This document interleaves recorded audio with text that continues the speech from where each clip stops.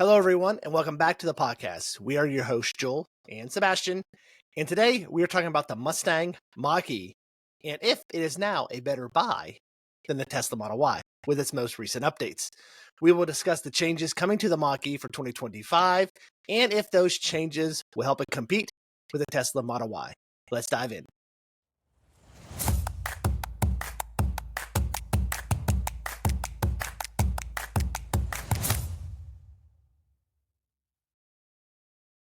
So Ford just announced changes to the Mustang Mach-e for the 2025 year. These changes are compelling and will help it compete with other EV in sales, particularly the Tesla Model Y. Before we begin comparing these two Ioniq EVs, let's dive a little deeper into the updates for the Ford Mustang Mach-e.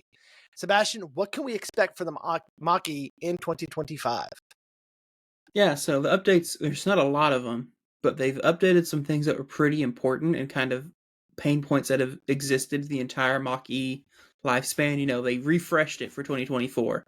So they did some changes, like actual big changes for going into 2024.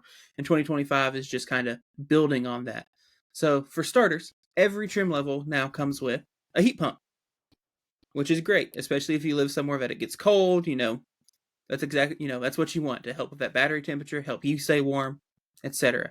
Also, they've added some new appearance packages to kind of get that Mustang Mach-E GT look on premium trim and some new colors and wheels. You're also getting the newest version of Blue Cruise, which I think is 1.5. I believe is what it says in here, yes. Okay. And 1.5 adds automatic lane changes, which is great. In addition to just everything else, which when you and I have used Blue Cruise just briefly, we were pretty dang impressed with it. Yep. What's the one thing we said it needed? Automatic lane changes. Automatic lane changes, yep. Also, interior-wise, they've added ventilated seats as an option on the premium trim. Yay. That's another thing we said they needed. They've also gotten rid of the dial shifter, and it is now a column shifter on, a steering wheel column shifter, which means they can rearrange the center console for more storage. Yay. Yep. Let's see, what else have we added? We've added some new connectivity stuff. So there's a new 5G hotspot, as well as on the in-vehicle screen, you've got YouTube and karaoke now. Ooh. For doing karaoke while you charge. And they've done some updates to the maps to make them more kind of connected navigation. So you get stuff like EV route planning built in, etc., which they already had. So they've just made it a little better. And it's cool to note Ford is changing the way they do a lot of their subscriptions to where you can either do the subscription route, or at the time you purchase the vehicle, you can just pay a big upfront cost and then have the software for the life of the vehicle. And they're doing this with Blue Cruise and the connectivity features, which I think is pretty sweet. The biggest kind of win on all this is that the 2025 Mach-E now starts at $36,495, which is $3,500 less than the current base model. This is huge, considering the Mach-E does not qualify for a tax credit. The premium trim now starts at $41,900, which is $4,000 cheaper than it was previously. And then the GT all-wheel drive extended range is $54,000, and the recently added Rally is $57,000, which was $65,000 last year. So yeah, I mean, these are really good changes. So the one thing I like about Ford is they kind of listen to their customers. They kind of listen to what needs to be changed, and they change it. They don't wait like most automakers. They wait 4 or 5 years to make a change on a car, and that's what we're seeing with a lot of EVs. We're not seeing huge changes, but we're seeing small incremental changes going along, which is how I think cars should be. So we've heard all this from Ford. So now let's get into kind of like the guts of our conversation. So now the big question. We have this new pricing. It's now cheaper, and now can compete with the Model Y, which qualifies for the tax credit. They would be about the same price, I believe, using the tax credit for the Model Y. Would you now say it's a legitimate contender to take on the Model Y? I think it definitely helps. That's for certain. It was always a little steep before, especially since once they changed the tax credit requirements, it no longer qualified. And so now that it actually just starts at $36,000, that's awesome. Especially considering, yes, the Model Y qualifies for tax credit, and after tax credit, I think currently the long range rear-wheel drive is $37,000 and some change. But not everyone qualifies for tax credit, right? That's true. And so then if you don't qualify for the tax credit, you're looking at spending $7,500 more for a Model Y.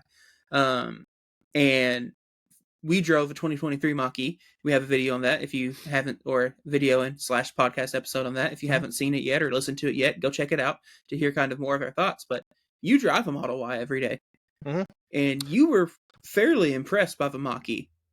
So yeah, I was impressed by the Mach-e. The one thing that, and everyone, and you know this, the one thing about the Model Y that's not good is its drive quality. It's its ride quality. It's got a tight suspension and it's really bumpy. If you're on a bad road, it's not a good drive. I mean, it's not a nice driving car. And I've said it before. My wife's Kia EV6 drives a whole lot smoother than Tesla Model Y. What I think we're seeing now is, for the last 4 or 5 years, Tesla was just kind of, way ahead of everyone else when it came to EVs. They were 5, 6 years ago, they were way ahead of everyone else. We've seen that gap kind of shrink a little, even with the new numbers that released. 18% year-over-year growth in EV sales in August. What do we see with that? We saw Tesla still leads, but their market share is getting smaller, which is going to happen with more EVs. But for years, Tesla leaded in tech, they leaded in charging, the supercharger network, they leaded in navigation, FSD. But now we're starting to see people like Ford and Chevy step up their game and now match them one for one, because now you can say, I can buy a Mach-e now because I can now test on the supercharger network, or now I have Blue Cruise, or now I have apps in my car that I can use, the same thing that Tesla does. So I do think that it is a contender and can take on the Model Y. So let's kind of jiggle the crystal ball a bit more. How do you think this is going to help? Do you think we're actually going to see a lot of increased sales on the Mach-e, or are they still going to be kind of flat? Well, the Mach-e has been a pretty consistently decent seller for Ford as is. It's been in that top 5 EVs sold for a while in the US. Now, of course, the numbers difference between the Model Y, Model 3, and then everything else is huge. Yes. We can't deny it, can't get around it. But it has always been in that list, right? And I wouldn't expect this to hurt, that's for sure. Yep.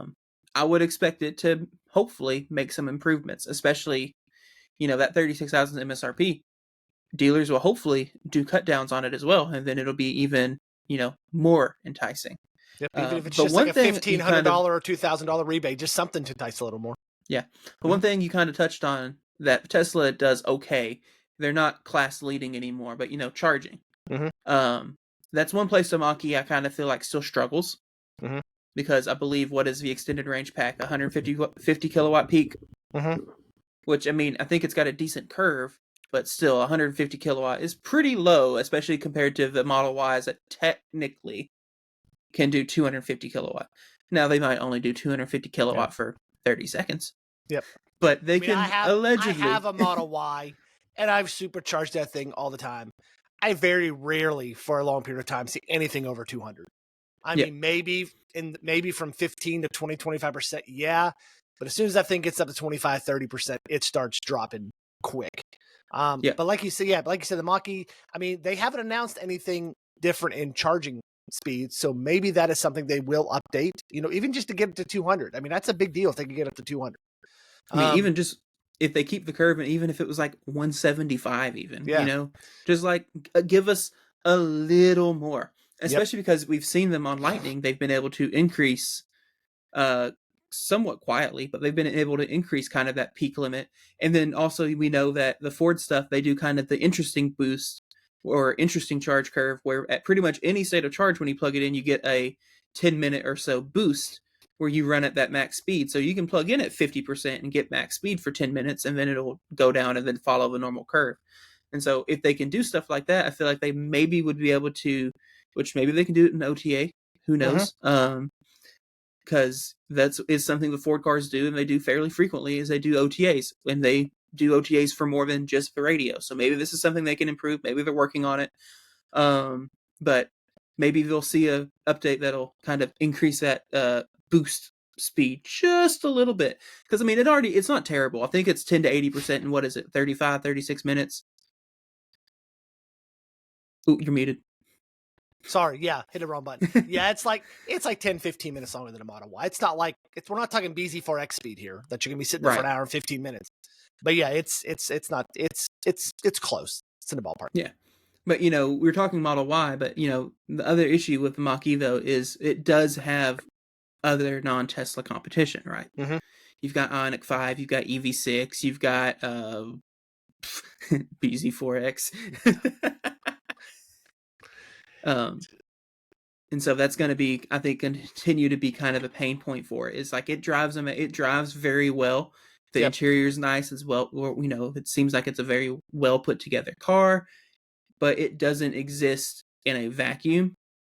And I'm super happy that Ford keeps making these incremental changes, but I do still worry about kind of their long-term plan with their EVs on like how long are they going to kind of string this platform along. Yeah, I mean, you can only refresh it so often until people want something new. They want something fresh. And looking at their plans, we don't know if there's anything down the pipeline in 2-3 years that's going to be new or fresh. So that's kind of disappointing too. And I totally agree with you said. There's other companies coming along, Hyundai, Kia, that will be competing as well.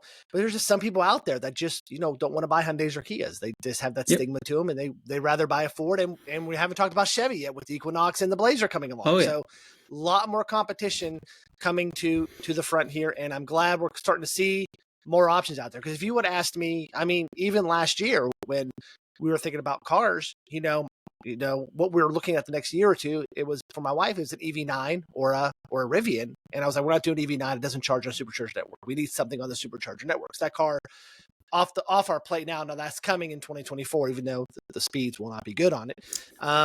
So it would be basically worse than a Mustang Mach-e charging. So yeah, I'm just more competition. But yeah, I think this is finally, if you're thinking I want a Mach-e, but I need this, and this, I think for those people now, those things are kind of like off the table now. Now I can actually feel comfortable making a Mach-e purchase, knowing I'm taking a summer trip once a year for 13 hours and I have the infrastructure to charge on it. I know I'm going to get over the year updates. I know it's going to be a great ride, and I know it's going to be cheaper, hopefully, than a Model Y. So that's it. So yeah. And I mean, and now it has some stuff that Model Y doesn't have, it's always had the actual driver's display, which a lot of people want. They don't love the whole just giant screen in the middle and that's it. And now you get stuff like ventilated seats, which you can't get on Model Y yet. You can only get it on the Refresh 3. And then just like, and then other little things. You get kind of all your in-car apps, so you can use the car infotainment, but you also still get Apple CarPlay and Android Auto.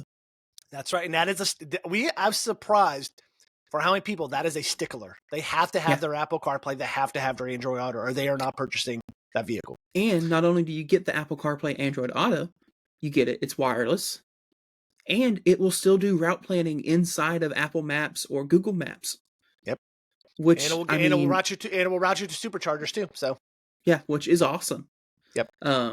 So yeah, I mean, I think the Mach-e is still an excellent vehicle and an excellent choice, and I'm really happy to see them update it, and I'm really happy to see them cut the price. And I just hope that it will keep this momentum, it will keep selling really well, and maybe it'll inspire Ford to keep making these updates that it needs. So I totally agree with you. Now when we start looking at new EVs in a year or two, we can now add the Mustang Mach-e to kind of like our list now because of these changes that they made. Yep. All right. Well, thank you all for joining us today on the podcast. We would like to hear your comments on the Mach-e and how it compares to the Model Y. Which one do you prefer?